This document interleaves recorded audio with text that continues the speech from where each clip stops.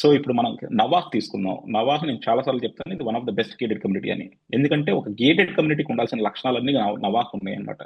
So మనకి అక్కడ shopping locality ఉంది, మనకి అక్కడే ఒక సూపర్ మార్కెట్ పెట్టారు, అండ్ అందులో మనకి ఫంక్షన్ హాల్ ఉంది, అండ్ అలాగే మనకి అందులో గెస్ట్ రూమ్స్ ఉన్నాయి, అలాగే ప్లే ఏరియా ఉంది, జిమ్ ఉంది, అండ్ మెయిన్ ఏంటంటే మనకి ఉండాల్సింది గ్రీనరీ అనమాట.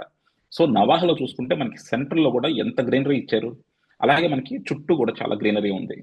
సో అలా అండ్ అలాగే మిగతా అన్ని కూడా ఎక్కువ 5 అంతస్తుల బిల్డింగ్లే, బట్ నవాహలోకి వచ్చేదానికి చాలా చక్కగా 8 ఫ్లోర్స్ కట్టారనమాట. సో అదొక అడ్వాంటేజ్.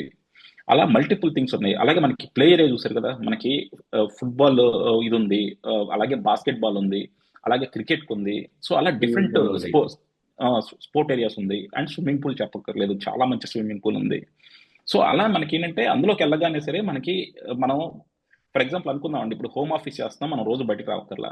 బట్ రోజు నేను బయటికి రాకపోయినా సరే నేను can I spend my entire day in that locality. అది ఇంపార్టెంట్ అనమాట.